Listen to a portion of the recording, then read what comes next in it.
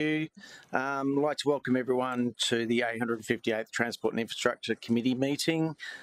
We've got full committee members here: Councillor Young, Hamill, Councillor Gates, Tozer, Marshall and O'Neill. We've got visiting councillors Shelley Curtis, Councillor Martin and Councillor Doran. So welcome. First of all, tense apologies all here. Leave of absence nil. Confirmation of minutes. Do we have a mover? Councillor Marshall, second to Councillor Tozer. All in favour? Carry. Do we have any conflict of interests? Nil. So we've currently got 5 starred items, 5.1, 6.1, 6.2, 6.3, 6.4. I'm going to unstar 6.2 and 6.4, so Councillor Doran can ask a couple of questions. Councillor Gates, would you like to? 5.1 and 6.1, so we'll go through them individually. So we'll start off with 5.1, and that's the Transport Infrastructure Committee forward planning schedule. Councillor Gates. Thank you, Chairman. Through you to the EGM. Our forward schedule on 857 indicated that today we would be looking at beach clubs, and I don't know how many others have had a briefing, but I had a comprehensive briefing from officers a couple of weeks ago. And so I was surprised when it wasn't on the agenda, but it's disappeared from the forward schedule, and I wondered why. Yeah, through the chair, we've got some extra information. Obviously, there's some engagement around the Premier supporting concepts of the project, so we're just really reconvening with the state government officers, making sure that our understanding of all the current facts are still the current facts, and we'll be representing that report. Okay, because there were 2 significant issues that were raised with me, and I don't know that the state has anything to do with those. One was our events calendar being too significant to accommodate at the suggested location, and the other was native title. So is the native title stuff something for the state to consider? That's a matter that's obviously has a federal element around it, but we'll represent the report. It was really just to make sure that we had the current information given the positive commentary from the Premier at the future Gold Coast. So will it go back on the forward schedule? It'll come back on the forward schedule. Okay, thank you. Councillor. EGM's just mentioned the positive commentary about the potential beach bars. I've been searching for that. It's been alluded to by others that the Premier has indicated public support. All I could see, and I've verified this with the state member for for Theodore, is that the Premier responded to questions and indicated that it was a process that the council was responsible for, and I didn't see anything where he was really waving the flag, and so I'd like that to be clarified in the report that is forthcoming, please. Councillor Tozer. I had anticipated that the Firth Park Master Plan would be dealt with by the T&I committee before the end of the year, and it looks like there's an item in the 861 November that says master plans for open space. I don't think it's that bad an idea, Councillor Marshall. Goodness gracious. Goodness gracious. It says master plans, like plural, for open space and community infrastructure, Snapper Rocks, Rainbow Bay, Foreshore Precinct Master Plan. Is it anticipated that master plan will be included in that report? Coming in September. In September? Okay. Which is Beach Bars or Firth Park? Firth Park is coming in September, but it's not currently on the agenda. But awesome. That's great. Yeah, through the chair, we'll update that and include it for September. Was that Mr. McCauley? Was that okay? Awesome. Thank you. Okay. Any more questions on the forward planning? Happy to move it if there's no more questions. Happy to move it. Councillor Tozer, secondly Councillor Young. All in favour? Carry. We'll move to 6.2, Petition Response, Traffic and Parking Issue, Heights, Should we do Heights Drive and Silvermaple street at Robina. I think. Would you? Sorry, Chair. 6.1 was on start. Sorry, my apologies. 6.1. Already ticked that off. So 6.1 is affordable and sustainable footpath options for peri-urban areas. Do we have any questions, or would you like to? So, Councillor Young? If you'll accept it, I'd like to move a motion that's just slightly different from what's in the officer's recommendation. We'll come back to the recommendations, but I'm happy to listen to it. Councillor Tozer? So I suppose I just wanted to say thank you. This came up as a project that Councillor Young and I probably offered some feedback on, asking for some analysis of ways we could deliver footpaths in some peri-urban areas in a way that was a bit more cost-effective and perhaps didn't have quite the standards of our urban environment. The report is comprehensive and, effectively outlines ways we can potentially minimise widths and reduce costs. And I've already had some of the information that's provided in this report applied to a specific project in my division that is not quite peri-urban, but is perhaps on a high priority pathway. And there was already a saving identified of around $30,000 to $40,000. And while we probably won't go ahead with that particular saving as a result of the extra cost for redesign to do so, it will mean that in future, new projects that we investigate will end up costing the ratepayer a lot less, and we can be much more strategic and intentional about peri-urban areas that do need a connection, but not at the standard for our urban environment, which better outcome for ratepayers, better outcome for residents who live in the area and kids who want to ride their bikes on the side of the road. It's actually just a really good outcome. So, is there a question? Is there a question? I just wanted to comment before, because I just wanted to comment before Councillor Young moved it. That's right. Do we have any questions on this item? No. I'll come over to you. Thanks, Chair. So the Minutes Secretary has it in front of, I think, and it's now presented as the red line, so it's just a change to number 2. So it reads that pedestrian pathways delivered in peri-urban areas, and then the rest is unchanged, A and B, as on the screen. Awesome. So move, Chair. Seconded.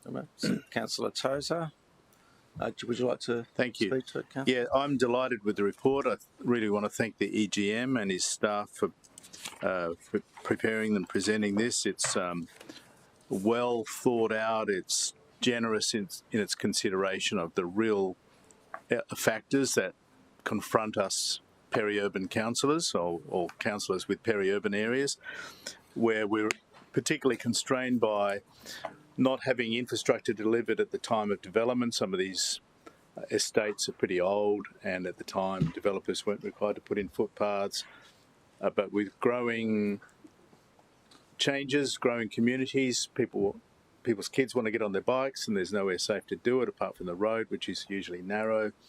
So to provide something off-road is prohibitive. I've had various projects costed and they're in the millions, and it's clearly unachievable. And we have a really good multi-factor criteria assessment that we apply to the delivery of footpaths or active travel pathways in the city, and I generously support that, but typically it means we see those sorts of facilities and infrastructure built in areas that have got a lot of pedestrian traffic and a lot of vehicular traffic and a lot of economic activity, like near a school or shopping centre, that sort of thing. So the peri-urban areas just miss out completely because it was never provided, councillors can't afford it, and it doesn't warrant the whole of city funding. So this gives us an option really to be able to deliver. I'm sure there's a big list that's confronting people like Councillor Tozer and myself, and other councillors have got these areas. So I'm just telling you all now, you cannot have a footpath this year. It's going to take some time to sort through this, but it gives us a really tangible option now, and I'm very grateful for that reconsideration of the standards that need to be applied. It's still a good standard, but it's a lesser standard than we see in those urban areas. Fully support it and hope to get councillor support in my change in regard to number 2. The original wording sought deliberately to only allow this to be where divisional funds are used 100%. I think that's unnecessary at this point in time. I would like the opportunity maybe in a couple of years' time, through the budget process to encourage all councillors to say, yes, let's create a line item that provides a level of support for peri-urban infrastructure like this that wouldn't meet the other guidelines and criteria for urban footpaths. So this just opens the door for that. Thanks, Chairman. Speaking for or question? Councillor Gates. Well, more a statement. I think many of us around this table have peri-urban areas, but we also have a recognition of the shortfall of paths in our urban areas and the active travel program that highlights where we get the biggest bang for our buck. And just by the very nature of the peri-urban areas, the paths are so much more costly to deliver.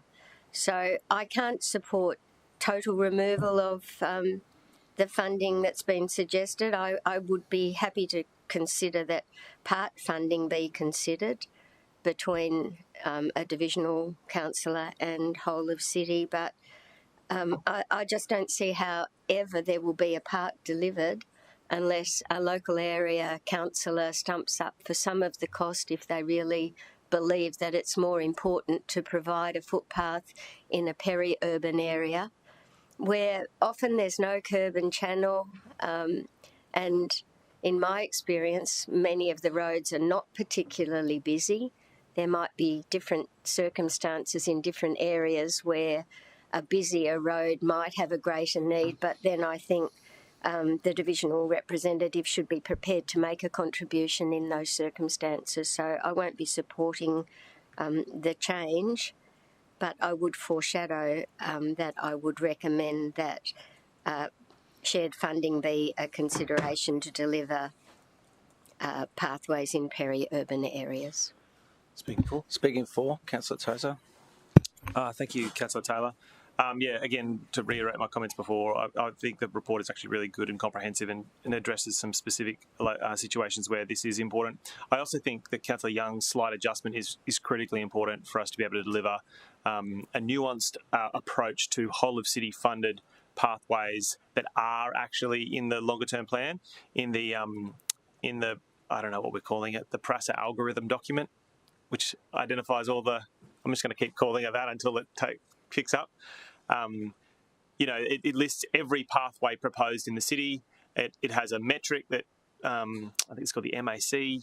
I don't know what that stands for, but it identifies these, and 5 of the top 10 projects on that list, which is a whole of city list in Division 9, are actually what I describe as peri-urban on state roads.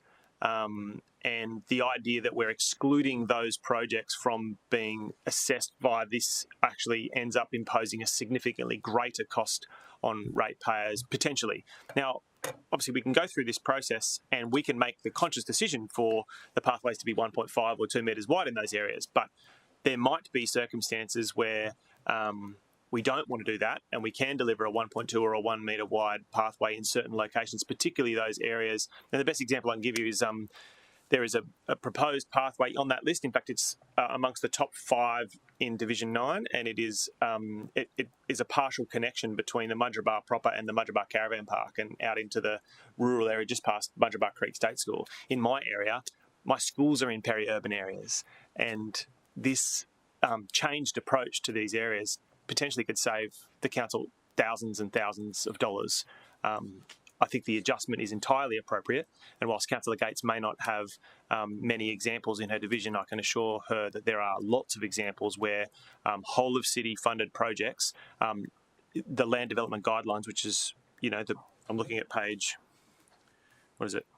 16, where it talks about land development guidelines and relating to pathways, do need to have this applied to it. It's really important that we make this slight adjustment. We may still choose to go with wider pathways, and that's the prerogative of the engineers designing and making recommendations to council. But leaving this option in place is a good outcome, and I know that Ali and Saxon, who have worked really hard on this, have already seen tangible examples of considerable savings to our budget by applying these new metrics. Sorry, it's just a question through you to the EGM. On state-controlled roads, the last one that I had experience in delivering, it was 50-50 with the state government. Does the state still consider 50% of our funding towards footpaths on state-controlled roads? On their main roads, yes, they do. Yeah. So that's the point that I'm making in those sorts of areas, that a contribution from the local area works budget might assist in the delivery along with whole of city funds. And I'm not talking about width of footpaths. I mean, that's up for discussion. I'm simply mentioning that the land development guidelines, since I became a representative, have changed significantly. So lots of our urban streets were not required to have a footpath at all. So we've now got these highly populated areas in the newer suburbs where there are no footpaths, where there is a lot of traffic, and we've got a lot of catch-up to do. So may I respond to that? So just to be clear, I don't think this motion before us has anything to do with funding. There are various funding models that will fund these pathways. There's nothing about funding in this. What is related to funding is the original officer's recommendation effectively flag this process only being applied to local area works funded projects, and that's not how it should be. We'll continue on. Anyone else want to speak against at this stage? I'm happy to speak for it and the change. I think what we're achieving here by this resolution is a change of guidelines where some of these outer areas we struggle to either be able to deliver a path because of the guidelines now, so it gives us the ability to revisit the guidelines and hopefully get a opportunity of delivering some pathways or bikeways through some of these peri-urban areas. And in my view, the change in relation to the funding, we will always have to come back to a budgetary requirement where council will make a decision whether they're in or not. So we do have the ability of using our local area works. There's always the opportunity of state funding partnerships, but also whenever we come to full council budget deliberation, we all vote whether we do or don't. So I'm seeing this as just leaving it open for budgetary deliberations, whether it's this year, next year or future, but it's actually giving the ability to deliver some connectability for residents in these outer areas. So I support the current change. Peter, Councillor Tozer, Councillor Young, would you like to close or you? No, thank you. Put the motion to you. All in favour? Against? Carried. Do you want to be noted or? No, fine. Thank you. 6 point. We'll get to 6.2 now. Petition response. Traffic and parking issues. Heights Drive and Silvermaple Street, Robina. We'll have Renee is here if there's any questions. Councillor Doran, I know you're not on the committee, but I know it's in your area, and if you'd like to, if you've got any questions you'd like to ask. Not a problem. Do we have any questions in relation to item 6.2 from the committee? No? So back to you, Councillor Doran. Any questions? Thank you, Chair. Thank you, Renee, for the report. I actually don't have any questions because officers have very comprehensively briefed me, but the Chair's offered to table a changed recommendation that that I'll let him speak to, but doesn't materially change the recommendation of officers, but I'll wait. Yeah. Thank you. So we've got the change in front of us. So it's adding item 3, and it's for the City Office to retest the traffic movement and parking occupancies in the subject streets in March 2026 in order to compare and monitor any adverse changes to the data presented in this report. So would you like to talk to it, Councillor Doran? So just on to why the change, and I'll speak to it when we get a chance in the recommendation. It's just that there has been a significant change in the lived experience of people in these streets because of construction and a change to a local major home hub, home and life centres parking rules. And the officers' data assessed in this report gives us a baseline. I think that the recommendation essentially says that there's not really much needs to be done. But I think that if there is an escalation during the construction period, this may be something that would change the opinion of officers. So I've asked for including that in March 2026, which I think was chosen because after school holidays, before Easter, and a period away from now to give us enough of a difference in data points.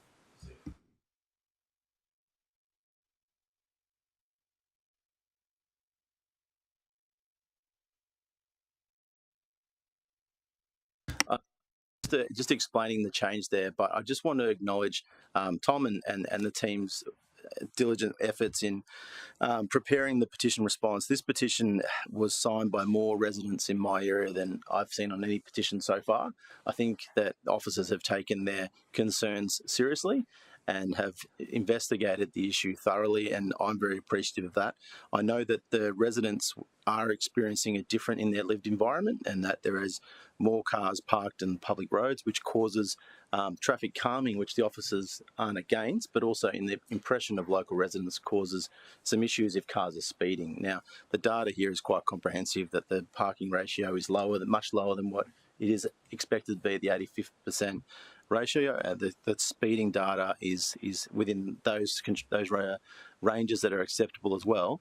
But I think I will acknowledge that there is an increase in the residents around this area, Silvermaple and Heights Drive, and that I would welcome if the committee were to support this recommendation so that we can ensure that the residents in this area that it'll be looked at again, and if it is weakened or worsened, then at that point we can have new data to make a different decision. So I hope the committee will support this change recommendation.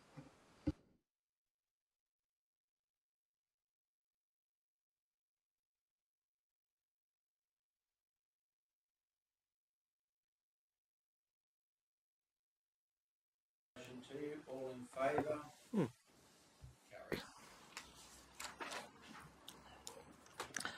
6.3 petition response, replacement of a permanent plaque. Acknowledgement, Barry and Mary McGrath, member of the Ormeau Lions Club. It was starred. Do we have a mover? Do you want any of the questions? Sorry. Well, it was the only one that's not starred at the moment. So if I've got a mover, it needs to be Councillor Hamill, seconder Councillor Young. Anyone want to speak against it? Talk to it. All in favour? Mm-hmm. Carry.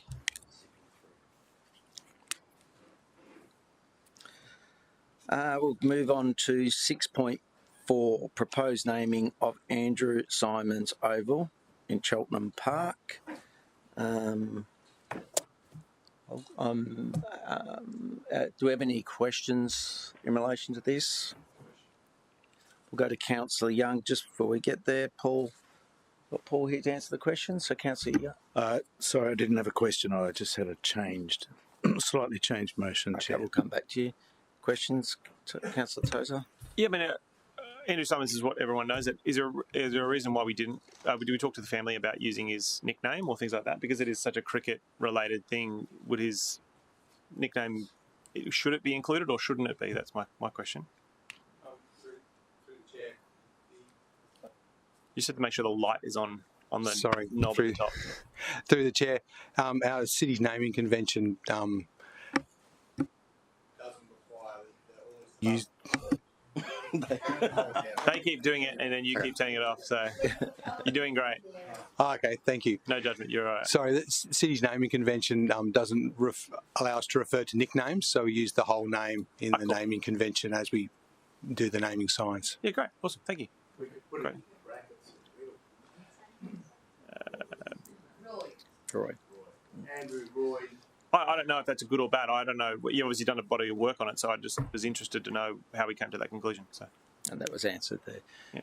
Do we have any other questions for Paul before we keep going? Okay with it? So I'm going to come to Councillor Young. Did you? Yes, I had a quick chat with Councillor Doran earlier, and I'd like to suggest a change to number 1, and so it reads that Council note the significant contribution of Andrew Symonds to the Australian, Queensland and Gold Coast cricket community, and that number 2 just needs to be, we need to change to take the S off of Andrews. So it's just Andrew. Seconder, Councillor Gates. Flips. Gold Coast Cricket and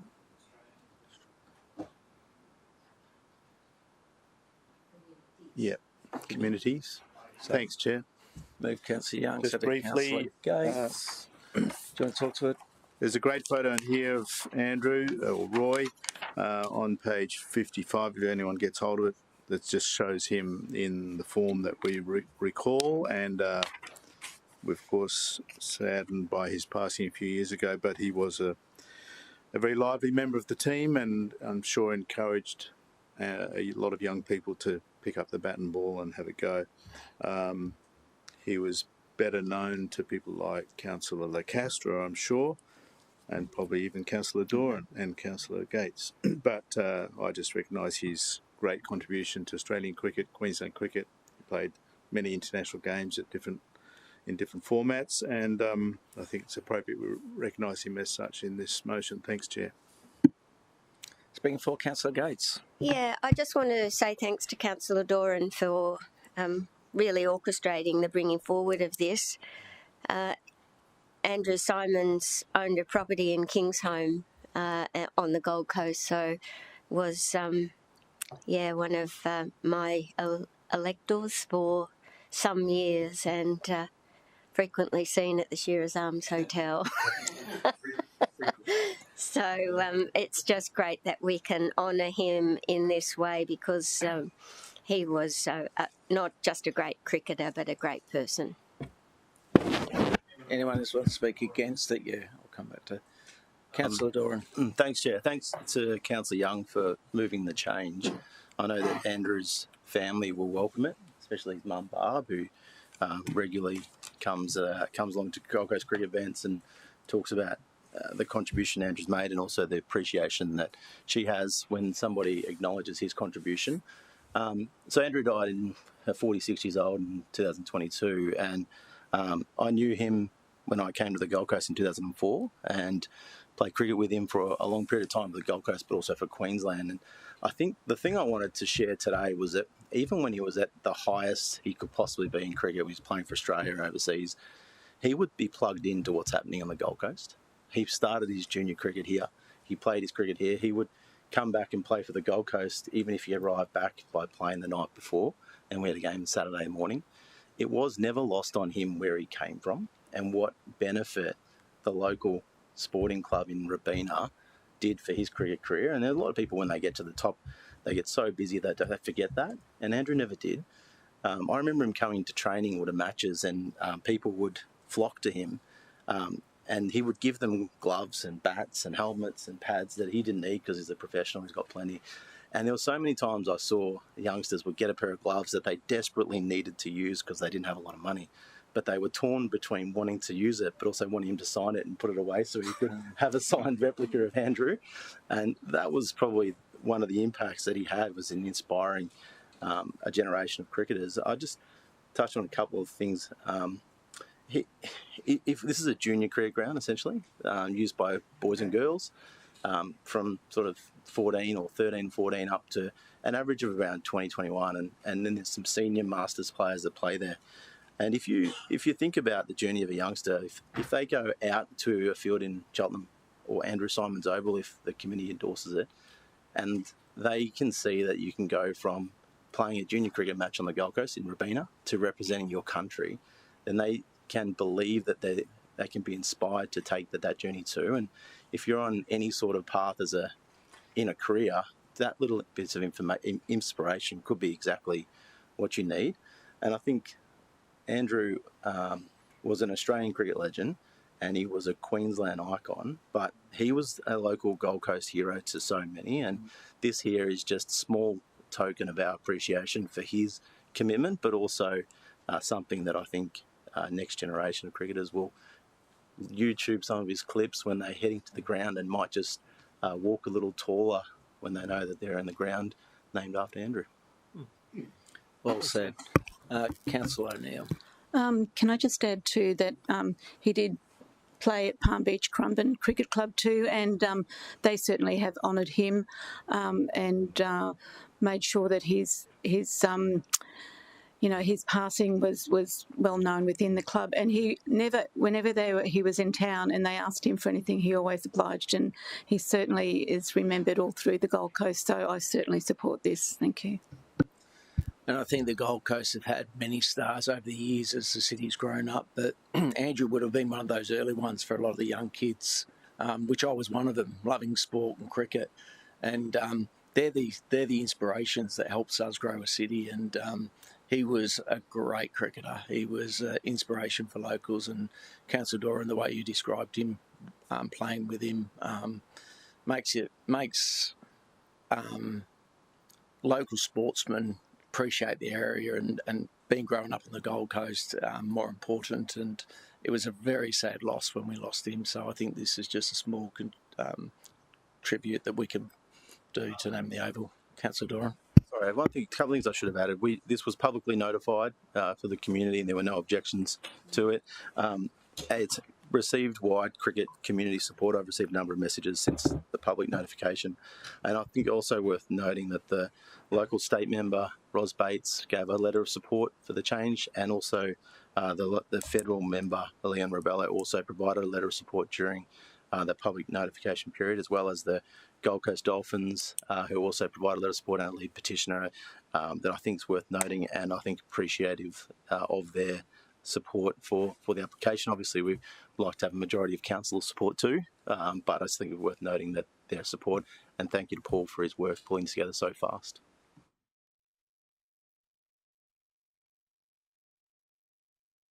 All in favour? Carry. Well done. Thank you, Paul. The next one, the master plans for open space and community infrastructure. We've got Chris and Ross.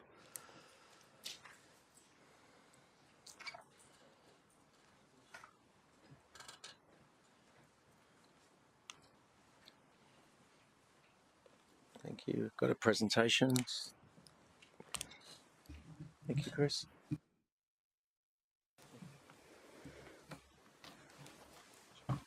Should I press that? Yeah. Okay, great. Thanks.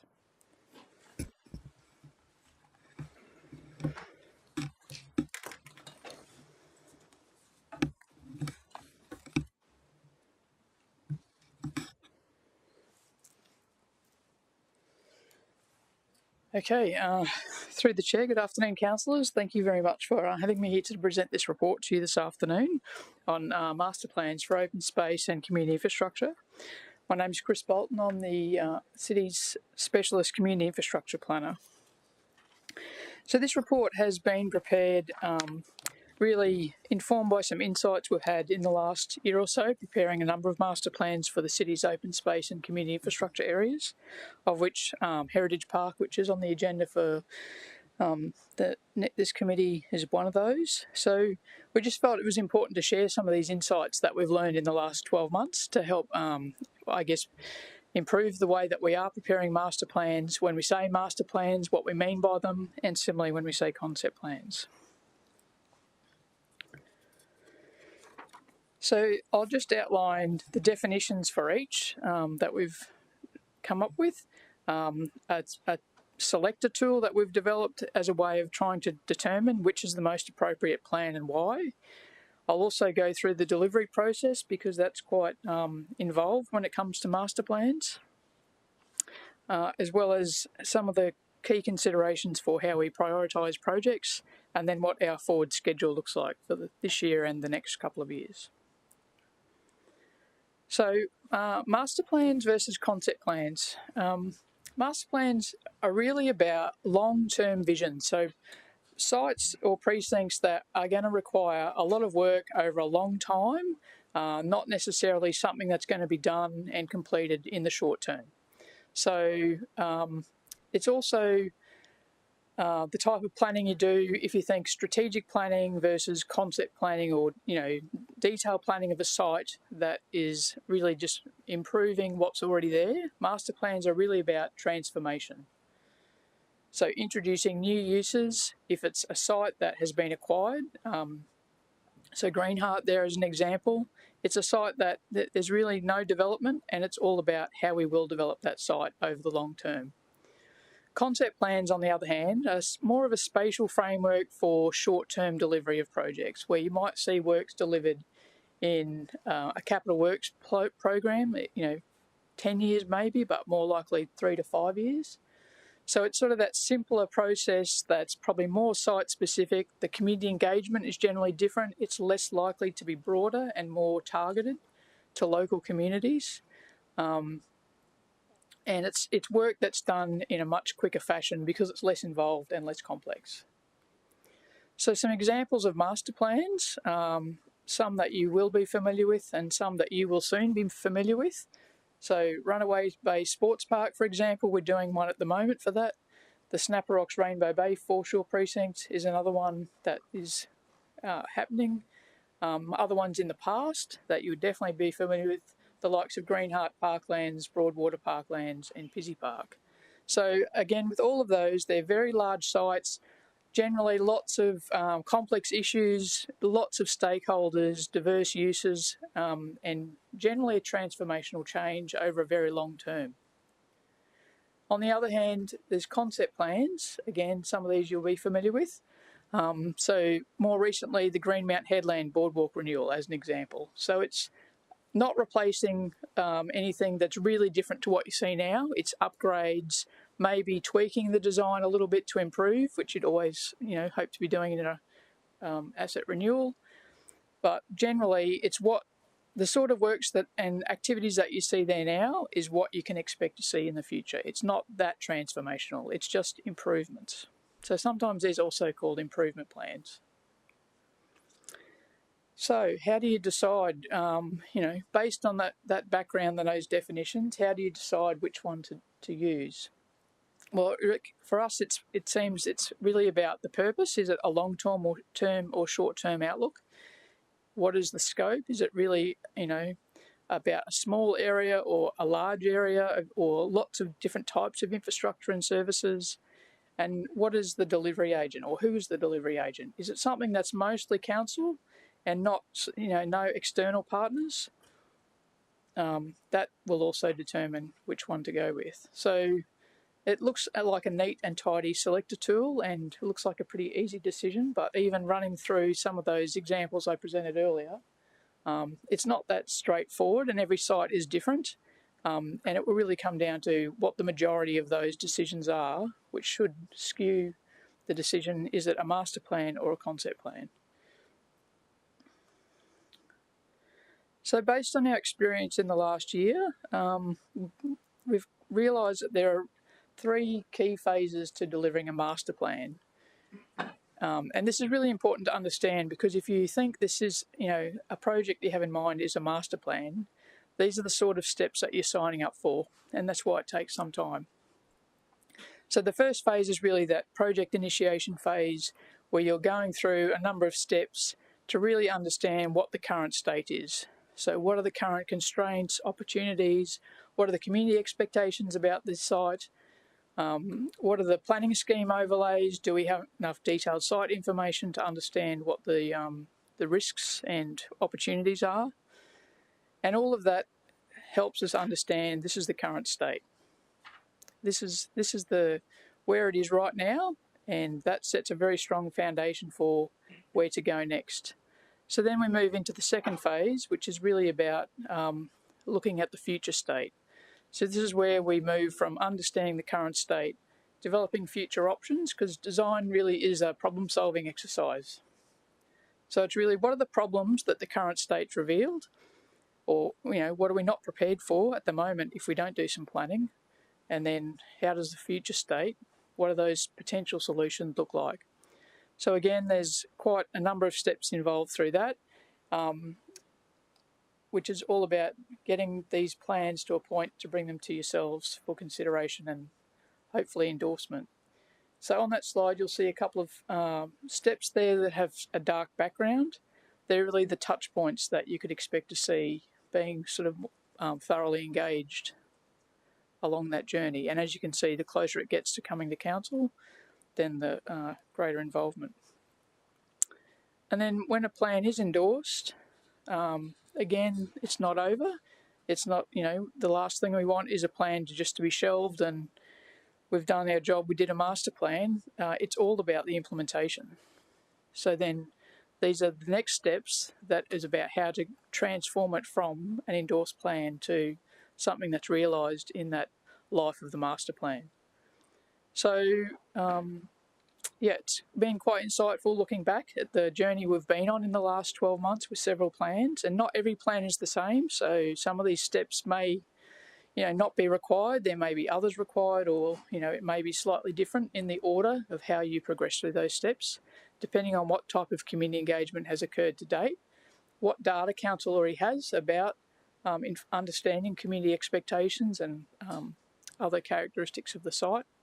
But generally, that's the most likely process. So when it comes to then prioritising, if you decide these are the locations that we need a master plan for, well then which ones do we do now, which ones maybe could wait? So again, no site is created equally. There are always different factors that need to be considered. But for most of these factors, they will apply to most sites. Things like Brisbane 2032, lease arrangements and external partnerships will differ. Some sites that won't be appropriate. But these are the sort of things, if you start ticking all of those boxes, then you would be looking at something that is quite a high priority. So the forward schedule right now, this is the work that we have in front of us and are doing and have progressed to different degrees. So Heritage Park, as I mentioned, next on the agenda. Runaway Bay and Firth Park, next committee. And then Snapper Rocks, Rainbow Bay, Foreshore, fingers crossed, will be in 861 in November. And then we're also starting some work now on Neil Shannon, Southport Open Space, the Gold Coast Sports Precinct, and preparing the briefs for some concept plans for Mallowa and Glennon Park. So plenty to do, plenty happening. And then the next couple of years after that, there's still lots to do. There's some more master plans earmarked for these sites and Stewart's Farm in the more distant future. Hope that helps. Questions, Councillor Tozer? So a question, in one of your first slides, you talked about the differences between master plans and concept plans and talked about that the master plans being a 10 to 20 year kind of window. There isn't anything precluding us from acting quicker than that, is there? Like, we're not, by adopting this today, we're not proposing that a master plan can't be delivered faster than 10 years if we so choose. Confirm for me that. Please. Through the chair, it's the delivery pace and cadence is all based on the overarching city's priorities on all of the programs that we're delivering. Got it. Yeah. So there's nothing precluding us from doing it, but that's really a matter for budget discussions when we look at what we're planning and prioritising things based on the capacity delivery. So I suppose what I'm getting at is as we're going through this, you've provided this great insight today, and I thought the report itself was really interesting. I'm not sure what catalysed the report being brought, but it's timely because we're about to go through this process of having a look at some master plans. I just want some confidence that, as we head into next year's budget, we're going to take a look at all the master plans that exist and master plans that are maybe older or whatever, and then we're going to prioritise funding allocations based on what the council determines is the most important. Yeah, through the chair. So one of the points, the reason why we wanted to bring this report up is because we wanted to implement some type of consistency. Yes. So it was master plans typically were done by all parts of the organisation. Yes. We now have a concentrated team within open space planning that, basically it is our responsibility now to do these things. So Chris has done a lot of work on trying to get some consistency and some repeatability. And even, our next step, we are learning, and our next steps will be, they all will look and feel the same, like to the community. They'll have their, local sort of character to them, but the way in which the reports are read, the way in which we provide the advice to our consultants, hey, this is what we want it looking like. Yes. We want to try and implement some sort of standardisation. With respect to the cadence and the speed in which these the master plans, once endorsed, get delivered, we need to be mindful that a master plan is not the instrument that delivers capital works. It's the precursor points that are what's important, i.e. how bad are the assets currently there? How much of a deficit is that particular area lacking in open space or sport, requirements. Those are the things that are the triggers to then for us to do a master plan. Yes. And then therefore, if we do those master plans at the correct timing, then it should then flow through properly, that we will have an endorsed master plan in time for when those works need to be delivered. Yeah. Right. We don't want master plans sitting on a shelf, but we certainly want to make sure that we don't do master plans and then just haphazardly deliver upgrades. That's why we've got lots and lots of sort of sports parks around the city that haven't been underpinned by a master plan, that we're having to come back and go, geez, if we'd have done this properly the first time, we probably wouldn't have put that there. We probably would have had some consolidated facilities. So that's what the master plans do. They set us up for the long term as well. So I'm interested in two things based on, and you've segued well into my next kind of couple of questions, and it relates to the first is the master plan, an adopted master plan, should it quite properly have a limit or a life on it? And the example I'll use is Hinterland Regional Park, which is a large whole of city park in Division 9, has a master plan that was delivered in 1999 or something, And the reality is we've done some of the things in that master plan. There's lots of things we haven't done in that master plan. And it occurs to me that master plan probably has run its course. It's not really informed by the current community interest. So my first part of the question is there a way we can formalise the retirement of a master plan at a point in time by council resolution? Is there any mechanism that we do that right now? And part two is another example in my division is that the former councillor up to 2012 designed what I believe would be best described now as concept plans for a pool in Firth Park. Now, I know those plans exist. I know those concept plans exist, and there was work done in relation to that. There was even, council even expended funds. But quite properly, I think in 2012, people elected me instead of him, and that was really lovely. I'm glad to have a job. But I'd love to think that there was a clear cessation of a previous councillor's master planning or concept planning processes, whereby a new councillor elected to their role, like quite a number of people in this room, would have some oversight of previously adopted master plans or concept plans where they can have, they can inform the community interest having been elected. And those two processes aren't really noted in this report. And I think it might be good for us to have some sort of acknowledgement of the importance of those two processes, the retirement of master plans that have kind of run their course, and then the respect for a new councillor who's been elected quite properly by their constituents to oversee previously adopted master plans and concept plans, particularly for local infrastructure. So maybe you could comment on that for me. I don't know if that's to Michael, through the chair to Michael or Ross or... Yeah, so through the chair. So all we could do to consider, previously developed or historic master plans is that would be what we reference as one of the things as to the reason why to do a new one. Right? Yes. The validity of an existing. If there was no validity to an existing master plan produced 20 years ago, then it's not a very good document for us to inform what works we're going to be doing further. So whilst I don't believe we need to officially retire one, unless the expert over there disagrees with me, but we could... It's one of those factors that can lead to our decision making as to whether we deliver one or not. Does an index exist? Is there like an index or a record of all master plans kind of adopted by council? Does that exist? Not to my knowledge, no.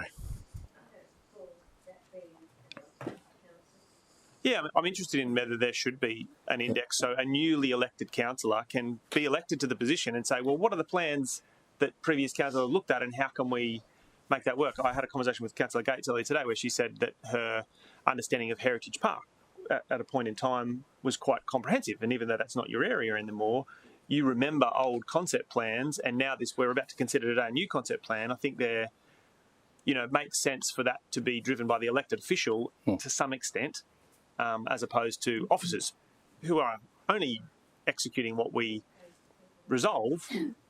But it would be good if there was an index.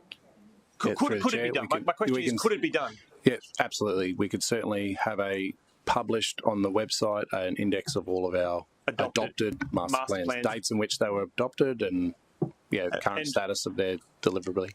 My last question is in relation to concept plans. It occurs to me they're not normally adopted by council. Is that correct, or is it? Correct. Yeah, so concept plans are kind of funded locally. They're not particularly adopted by council, and they kind of just inform kind of almost local area works decision making that sometimes gets whole of city allocated. Am I reading that correctly? Correct, yes. Yeah, whereas master plans are almost exclusively, or they're always adopted by council. Yeah, correct.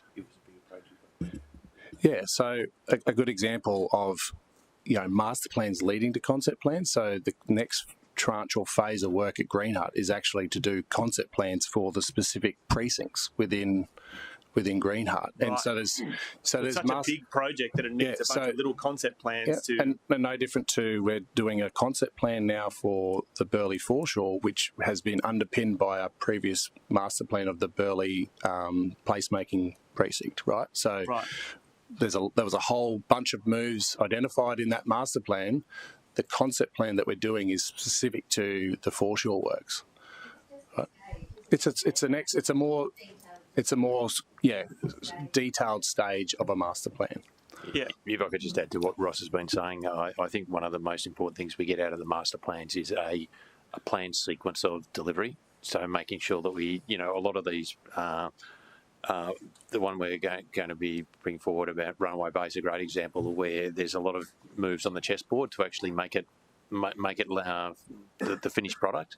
So knowing that which one has to go first, we're going through the same stuff as we are considering the proposal that came to council a while back around Carrara Sport and Leisure Centre. So there's a lot of things that need to move if we wanted to do all of that work. So which one has to happen first, which one has the higher priority.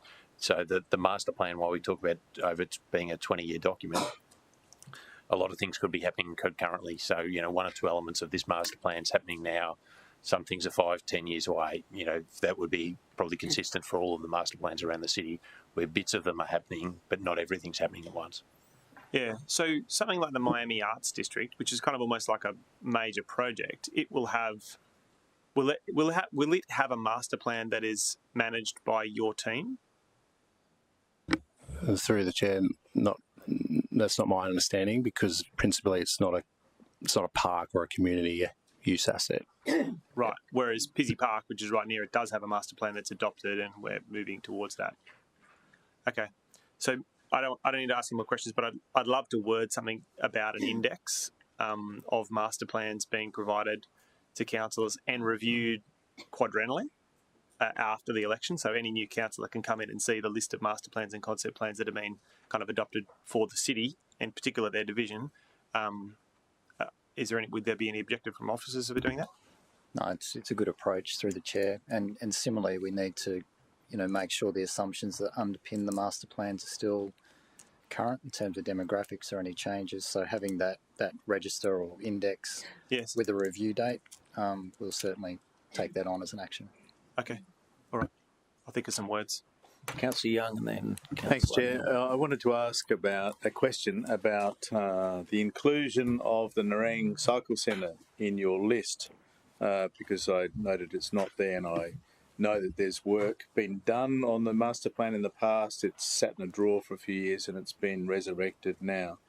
So can you include that in your list of contemporary work, please? So through the chair, Councillor, the team in Service Gold Coast are currently doing a service needs assessment, which is effectively a precursor to whether a master plan or concept plan needs to be rolled out, and it's my understanding they're bringing that back to council for a decision first and foremost.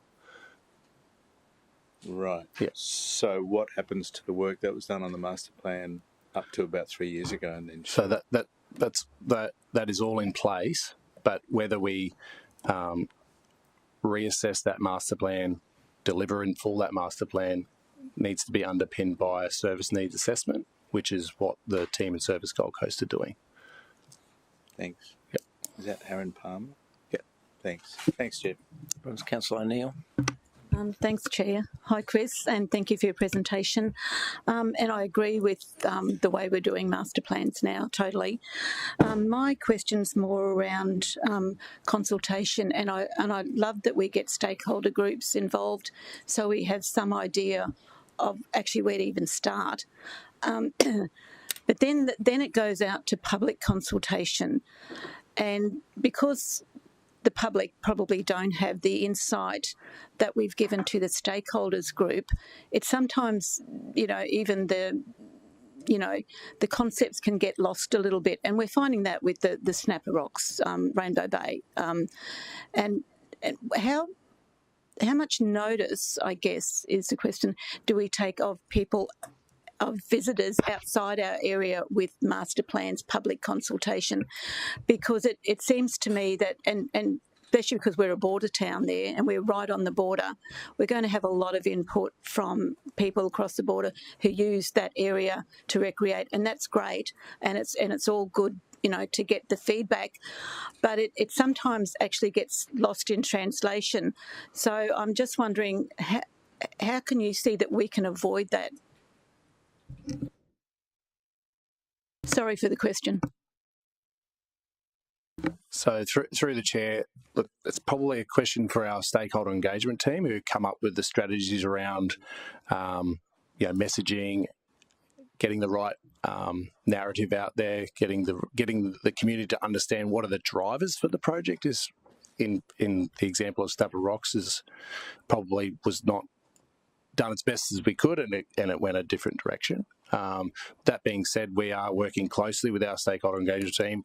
This is a iterative process. We're learning every time we do a new one, what went well, what didn't, and I think sort of gauging some of the sensitivities and understanding what will light people up and what won't in a certain master plan before we go to the community is probably something that we need to work on, and it's probably something that we can work more closely with the local councillor on in terms of ensuring that these are going to be the hot points and how we're addressing them in our engagement strategy. So just to add to what Ross is saying, the way I would see it is that the community feedback is certainly a very important part of the feedback on the information we consider when we get this, but it's not the only piece of information as well too. It's the service need, it's the condition of the assets.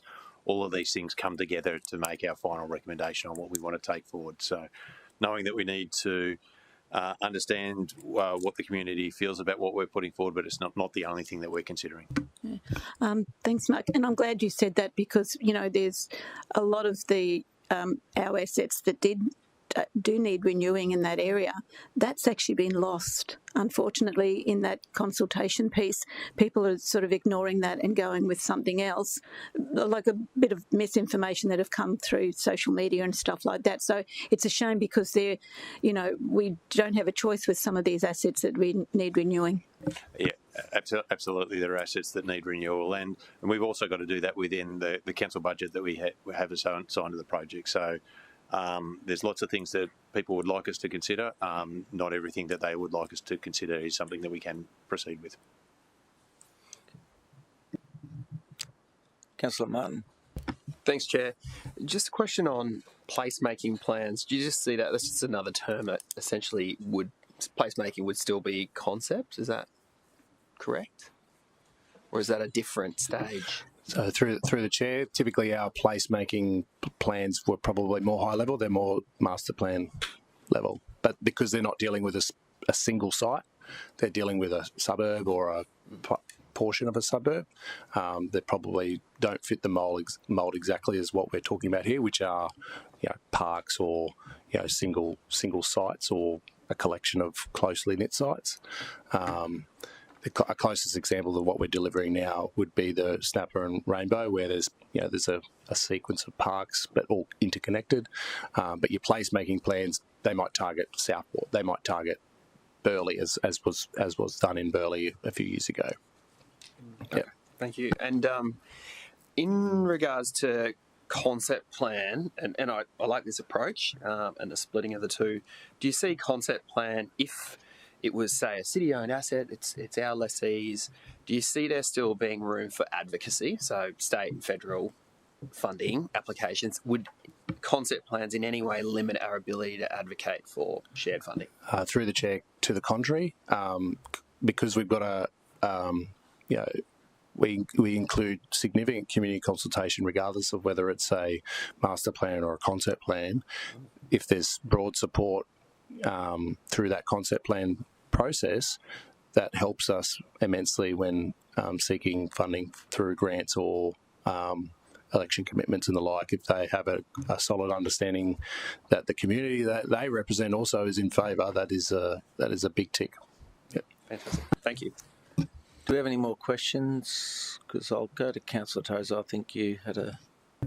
Yes, I just moved to... I think the report is great, and I just moved a change recommendation that includes the first one as worded by the officers, and then just an addition that an index of master plans and concept plans be provided to councillors, categorised by division and initiated. It may have other categories in this index. I'm not sure what other metrics we might want to capture, but it'd be subject to at least quadrennial review. So it's not proposed that I'm saying that it has, it can only be reviewed every 4 years, but I think it seems appropriate that after every election, a new councillor has a chance to have a look at the concept plans and master plans that are in the index and kind of working out what they think about them having been elected.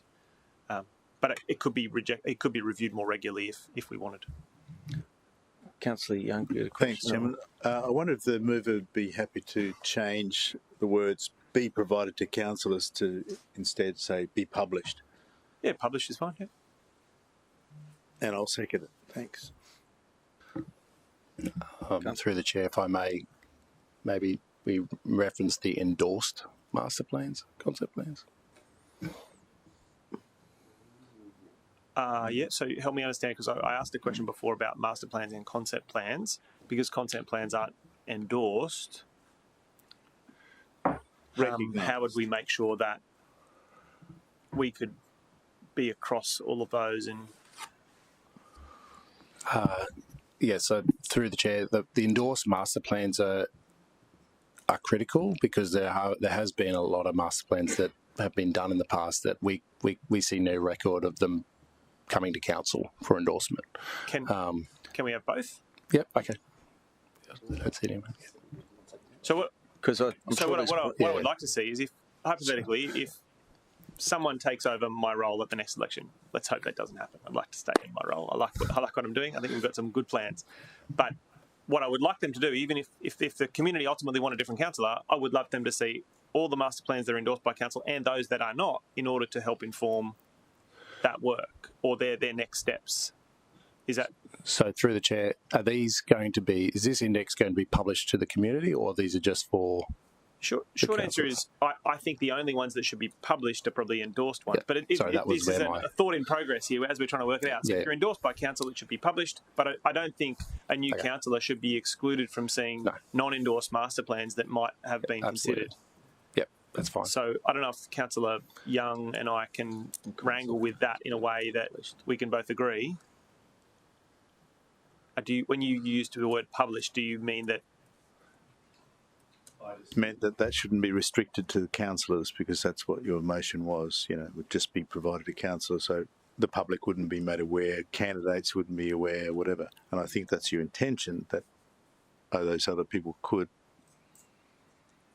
have access. I don't have any objection to endorsed master plans being published by the council. I think that seems they've already been endorsed, so I'm assuming they're not going to be necessarily very confidential if they've been endorsed. Endorsed would be already published anyway. So I think the intent, what I'm hearing, there's many that get noted or that's done behind the scenes in a particular area that What? Sorry, Councillor Gates, what do you mind me asking? Well, if they haven't been endorsed, my view is that it might be something that's considered internally in a councillor's office, but the next resolution of council simply overrides a former recommendation of any sort. So I just don't really see the purpose of master plans that are not endorsed. They're not endorsed for a reason, because the council didn't feel that they should be. We would have so many. Well, this is why I think the index is important. I think it's actually important for every councillor to see the concept plans that have been done. Particularly as a new councillor, it took me 8 years before I got. I think what I hear you were saying was an index of master plans, and I know it says be published, but if anything's been endorsed, we would suggest it's already published, categorised by division and date. So I think the word publish is a bit that it's challenging here, because there's a whole lot of master plans I'm sure that we could categorise and keep track of for anyone internally.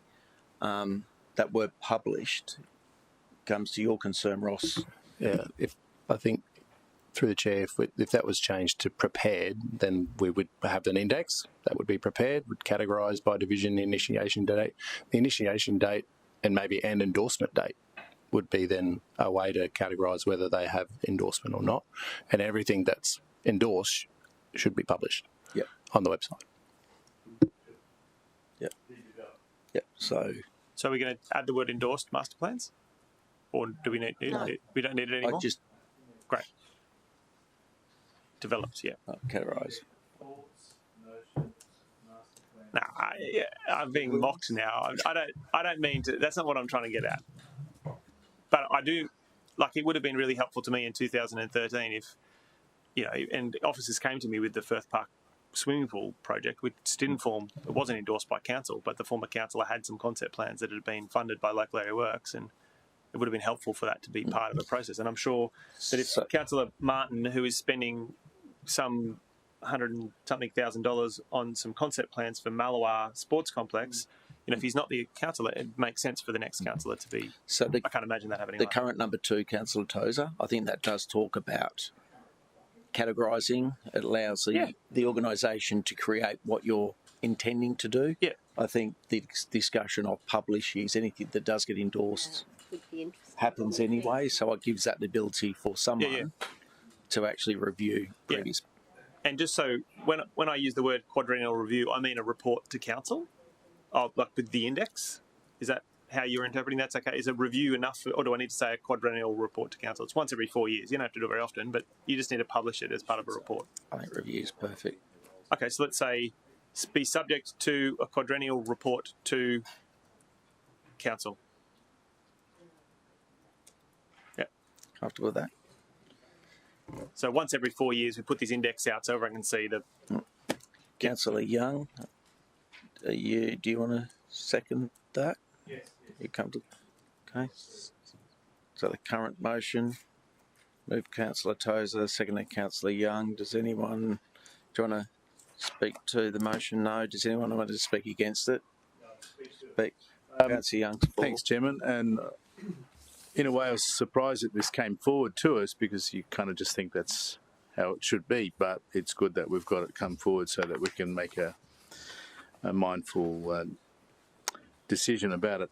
I'm the beneficiary, you might say, or the community's the beneficiary of master plans that have been developed for Country Paradise Parklands. The first one was about 2011, and that really gave everyone a clear indication of where we're heading with that park.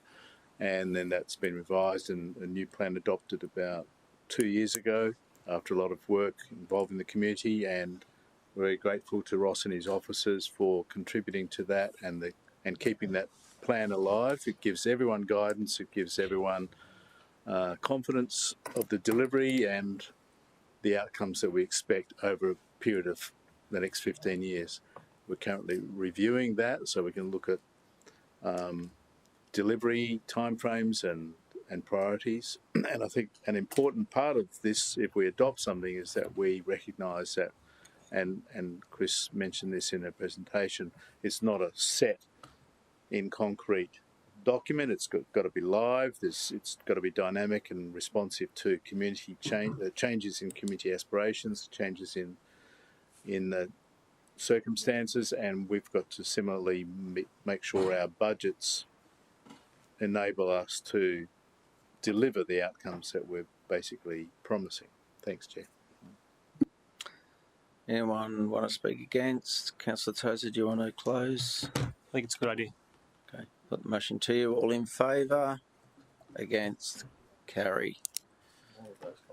Thank you, Chris, Ross. I think you're still up here, Chris. We've got the proposed master plan for Heritage Park. I've got a presentation for this.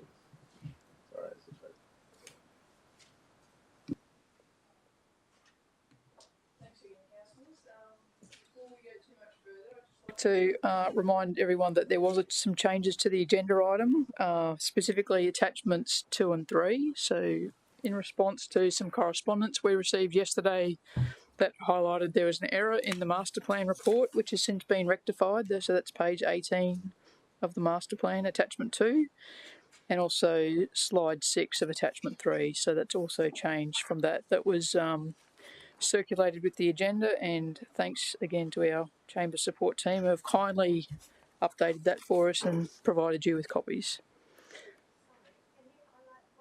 Councillor Gates. So as we're going, can you highlight the changes so we're aware of those changes, and that will give it... Yes, absolutely. So, yeah, this presentation, I guess, building on the previous report, that is the journey that we've been on for this plan exactly.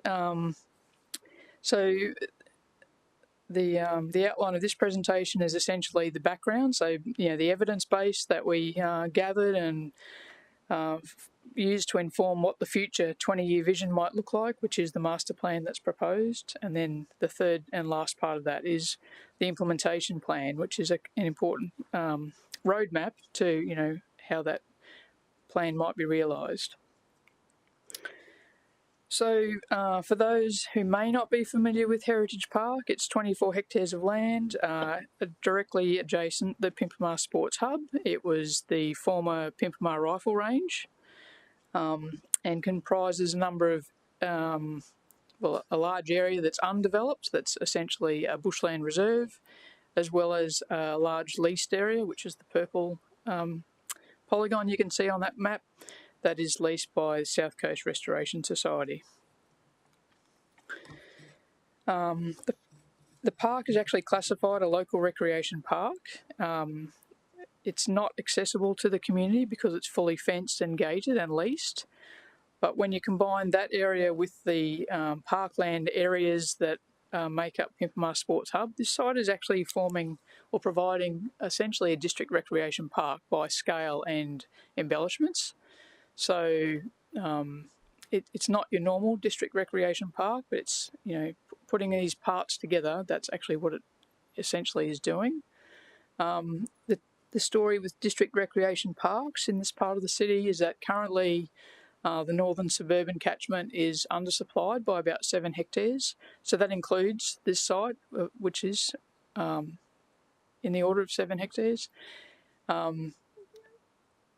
But in the future with the population, even with our LGIP works, well, we actually will achieve a balanced outcome. However, there is some suspicions that we may actually be behind in that provision because of the amount of development that's occurring against what has been forecast. So what all that means is that this is a really important park for the Northern Gold Coast. It's included in our calculations now. It's certainly not surplus to requirements.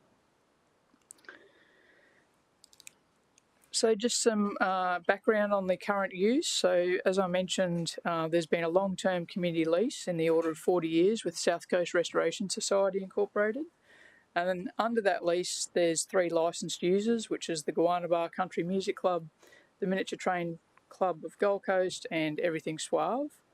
So this next bullet point is the one that's changed. So there's actually about 59 buildings or structures on the site that vary in condition from fair to poor. The advice we'd provided was that it was poor to very poor. It's actually mostly a fair condition, so 3 out of 5. Some are poor, and that was a report that was done in 2022, and since there has been another report done, another inspection of those buildings very recently that was finalised after this report was finalised. So that was July, so last month, in fact, but it essentially comes out with the same findings, that most buildings are still in fair or poor condition. So that's clear. There's also a number of other assets on site, as you can see from those images. So road pavements, car parking, fencing gates and signs, as well as some historical artefacts. So yeah, the reason that we're here and presenting this report was due to a council decision back in 2023 that due to the underutilisation of the site in a high growth area, the city investigate opportunities for the site through the development of a future concept plan to be presented to council for endorsement. So to commence that work, we first actually met with the stakeholders on site before we did anything and ran a workshop with each of them to understand how they currently use the site, what their future aspirations are for the site, and what they could see the site looking like, or being in 20 years. And for most of them, it was business as usual. What they're doing now. Everything Suave had a different view. They have had at that time had some plans of really expanding their operations. So following that, we also undertook some more detailed planning because of the city plan overlays. So specifically the vegetation or the ecology overlays and bushfire hazards were very, very prominent, but we really didn't have much information about that. So we commissioned a couple of studies with the ecological assessment. That was an on-site assessment looking at the vegetation and what evidence of fauna were present.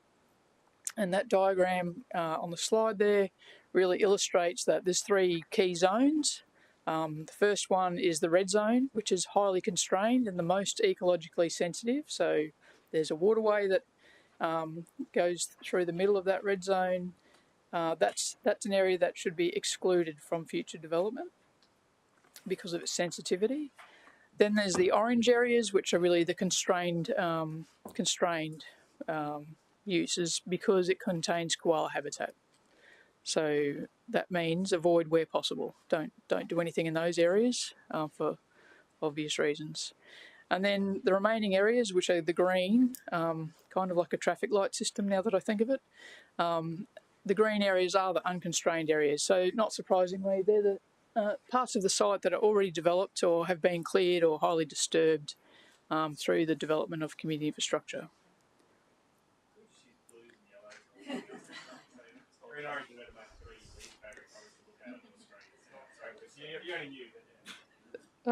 Please accept my apologies. I believe that's an industry thing for ecological assessments. So yeah, good. I know. It's all right. You want to know colour scheme?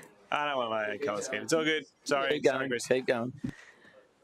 Okay, well, here's some different colours. So the second detailed study we needed to commission was one about the bushfire hazard assessment and management plan. So again, we knew that this site was affected by bushfire through the overlay, but we really didn't know what that meant specifically in terms of how to manage the site.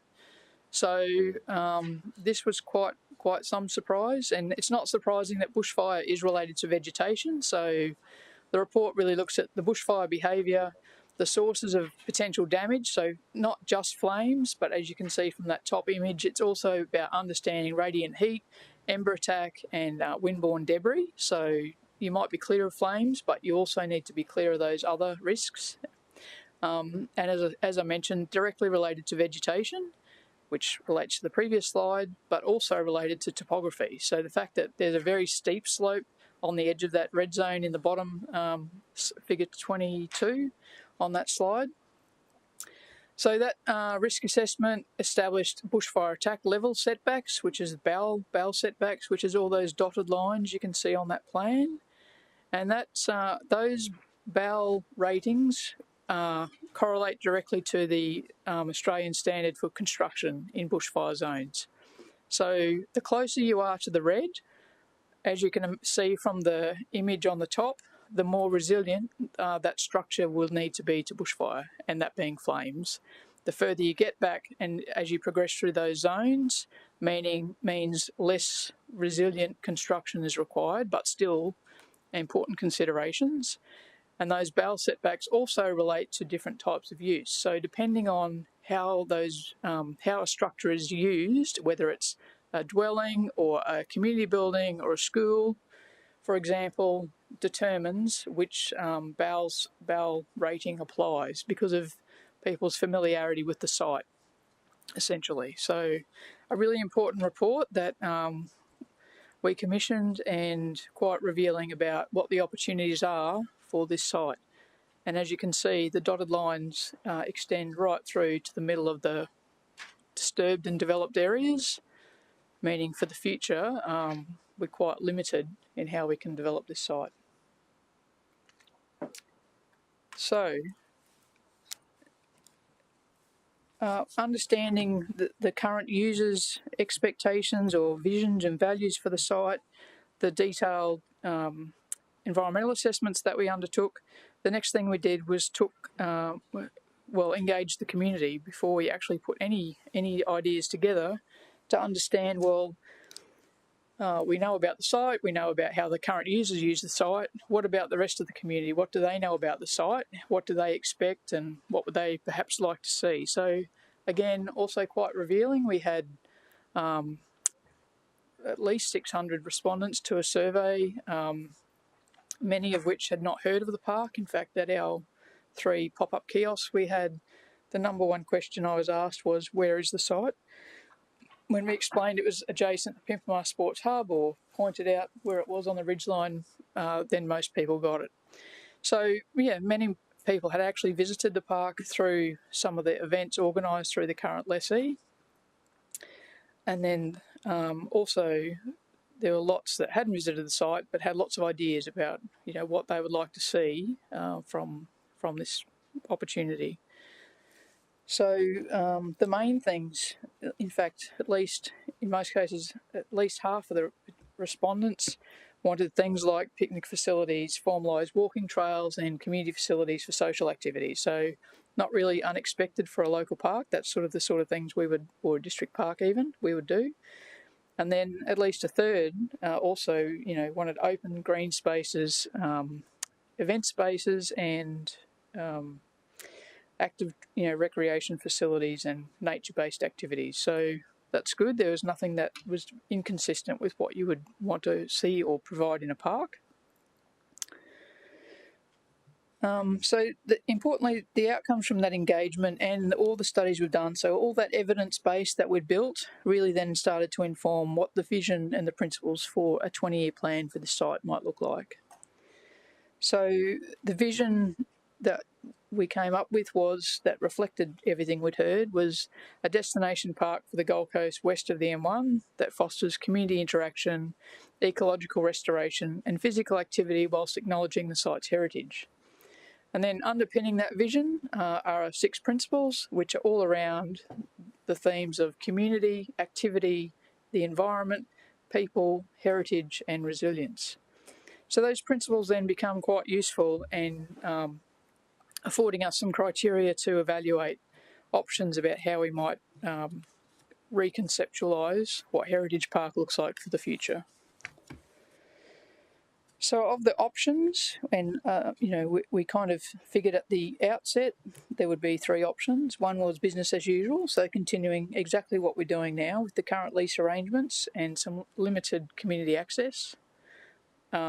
Transforming the site as an open space parkland as it's classified, reflecting what the community was really looking for, or a hybrid approach that's a little bit of keep some of the business as usual, perhaps retain some of the lessees, maybe in a smaller footprint, but open up more of the site for community park access.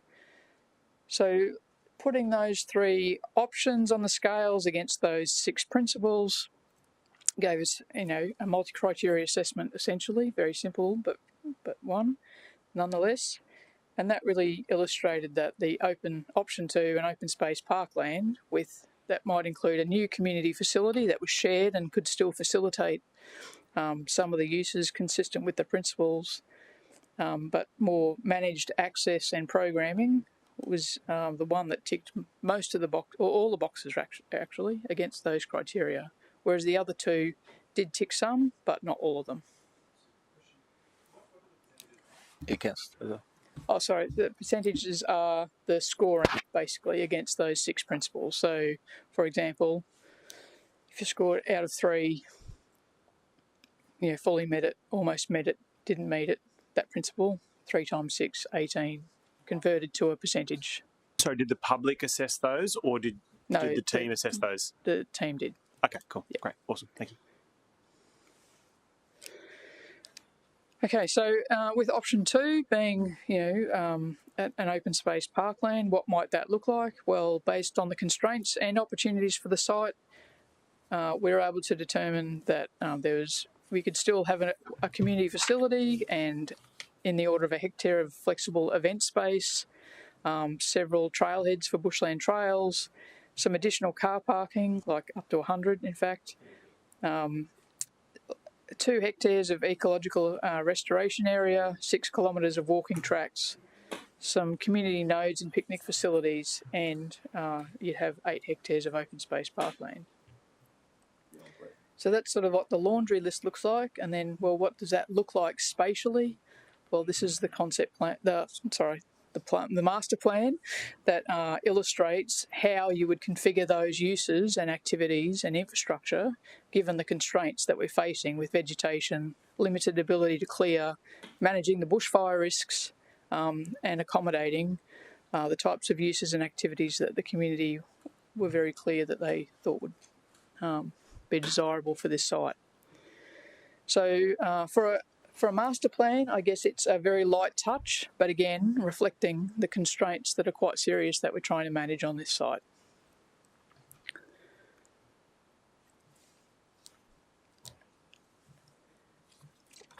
And then in terms of the implementation plan, there's, as you'll see in the report, a whole list of actions that align to each of the principles and then are really being considered over, is it a short-term action, medium or long-term, depending on always funding, and what is the city's role in implementing those actions. So, but essentially, of the 3 stages, if you think, short-term, stage 1, medium-term, stage 2, and in the longer-term, stage 3, so at least 10 years out, there's a bunch of actions that would help realise this plan in totality. I think the most important thing with stage 1 is supporting the on-site stakeholders with the transition. In many cases, some of their activities could be continued, albeit in a different governance arrangement. Other key activities would be establishing the stage 1 parkland and planning that new community facility. And then, pending Council's budget provisions in the future, the future stages would involve the likes of establishing walking trails, interpretive signage, and the other improvements.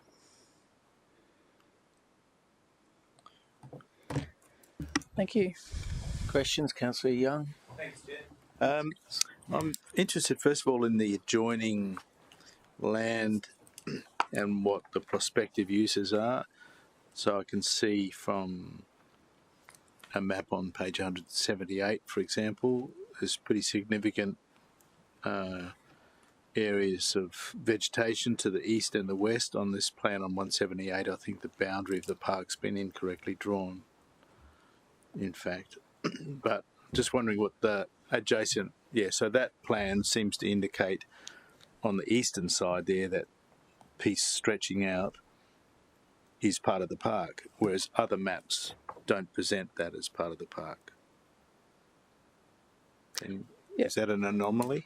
Well, through the chair, it is part of the park, but I guess in terms of the master plan, it was part of the ecological study and the bushfire study.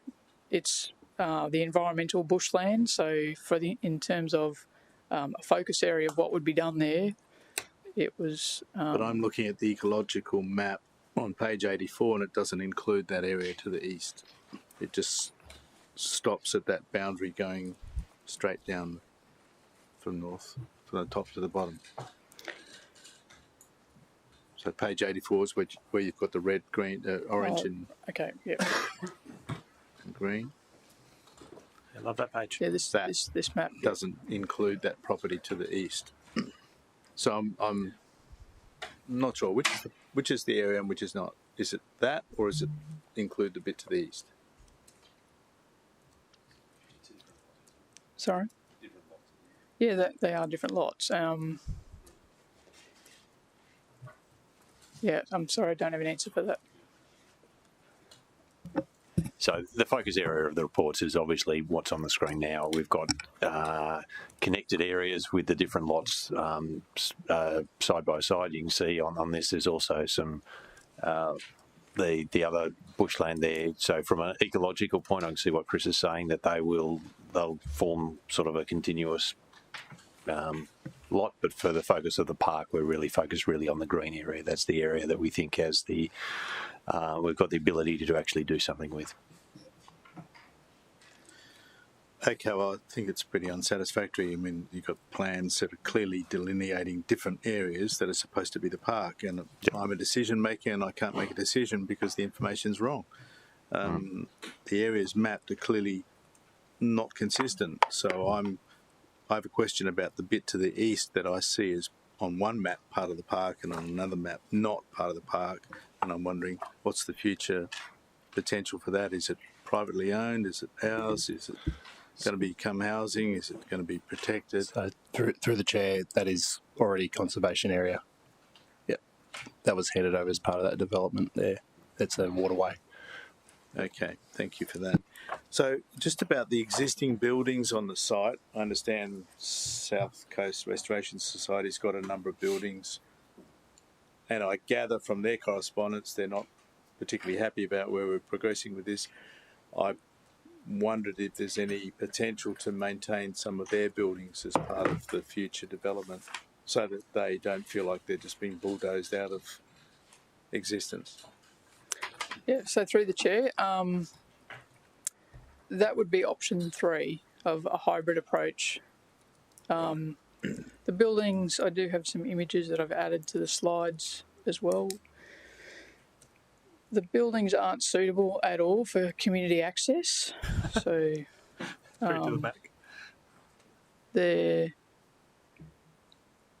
This is the sort of thing that we're talking about. So how you would keep people out of this if the site was fully accessible as a parkland was the real consideration as to how would you make a hybrid arrangement work. Yeah. When you've got buildings like this, and there's all, I mean, these are. Yeah. So is this the South Coast Restoration?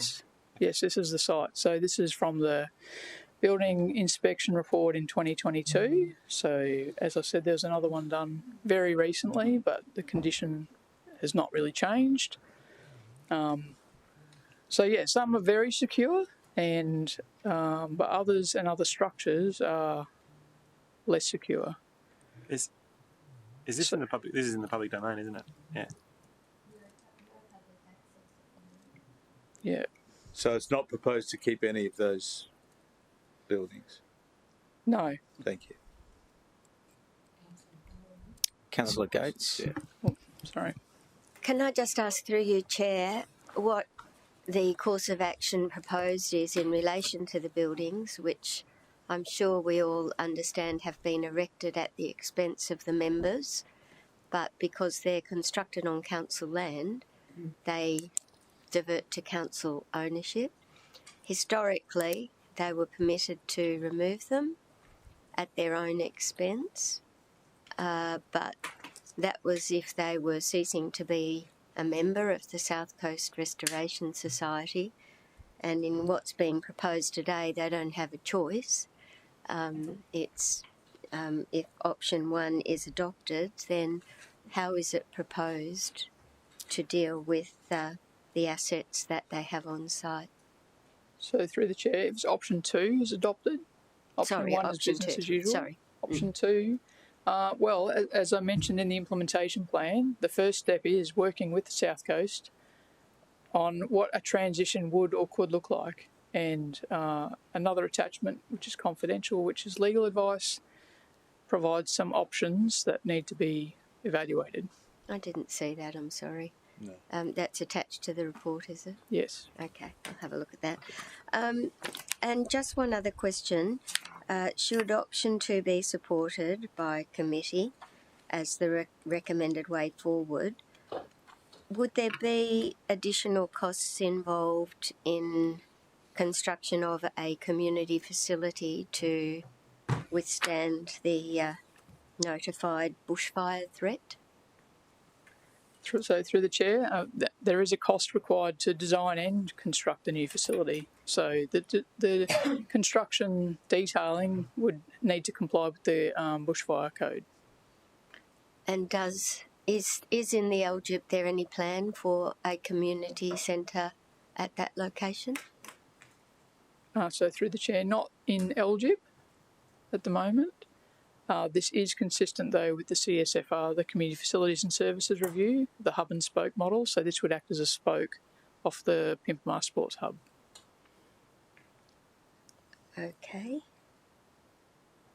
My understanding is that the South Coast Restoration Society, it mentions in the report that there are 3 other lessees, but my understanding is that that was an agreement reached by South Coast to provide a licence to those groups to occupy part of their leased area. Is that correct?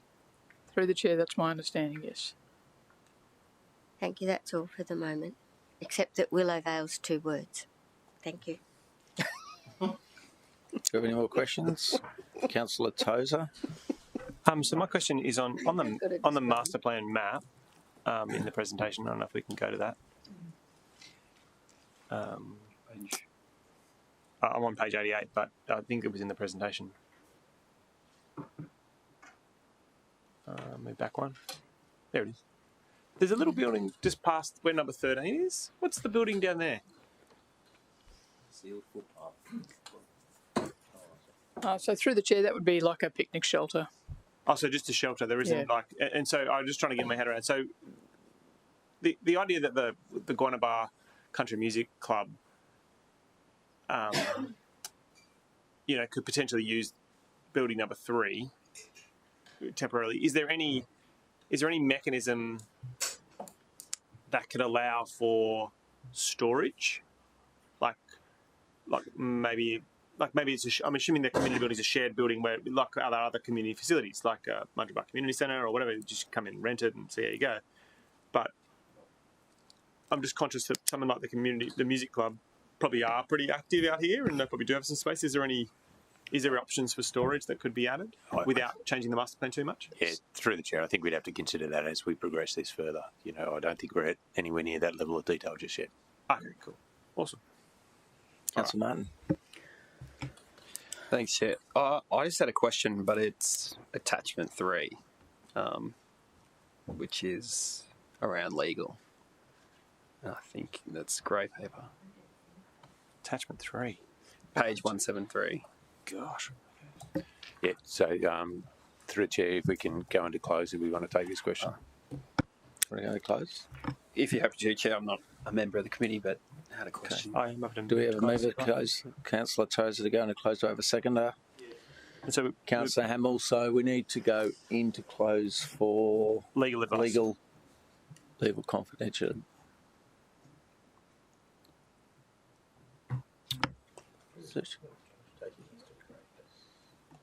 Put it up there. Reason. A resident.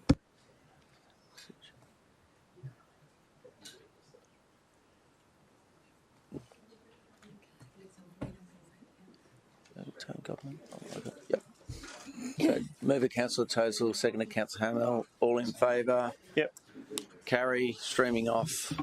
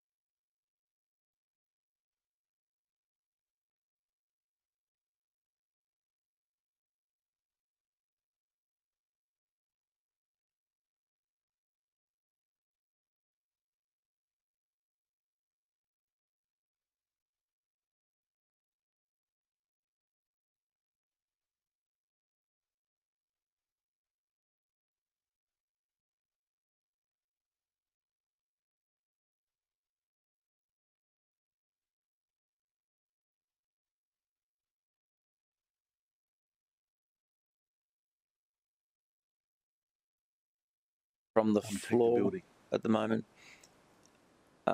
We have a mover for the current motion, Councillor Hamill. Do I have a seconder, Councillor Tozer? Do you want to speak to it? Yeah, Chair, I would, thank you. I'd like to start by acknowledging that this has been a long journey. So this process really did kick off 5 years ago with the club and then was formalised on the back of the resolution in 2023 to take this next set of steps. I take this opportunity to point out that I've really enjoyed being part of the process since Chris has come on board. That I know we had the presentation on master plans and concepts behind this, and would say to councillors, when you get the chance in your own areas of when one of these master planning processes is occurring, it's a very different approach to I think how we've done it before, and the outcomes I've seen from it as we've stepped through the processes in the right way have been really interesting, and I think show in the report today.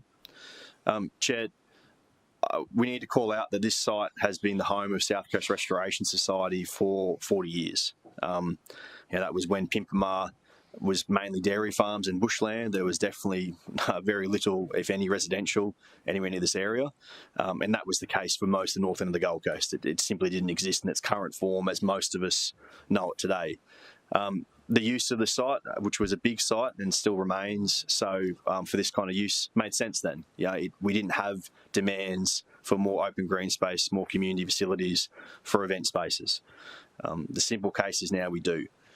We have had huge growth in the north end of the Gold Coast, and while there's been significant funding and more projects coming, especially on the east side of the M1, there is a significant gap on the west side of the M1 of high quality open green space, parkland, community facilities for small events to occur in. This site is in a magical location. It is flood free, which is a rarity. It's got some really incredible, unique attributes around it in terms of just how much open green space and conservation area there is around it. There is a chance to, through this process, continuing and endorsing this recommendation today, see something fairly special happen for that part of the city and especially on that west side of the M1. Chair, well, I make that point that if we do proceed forward with this recommendation today, that it would mean that at the end of the current lease for South Coast, unless there's a period of the option used that would end use on the site, it would also mean that for some other uses on the site that would end also, that it's not a tomorrow cut-off thing.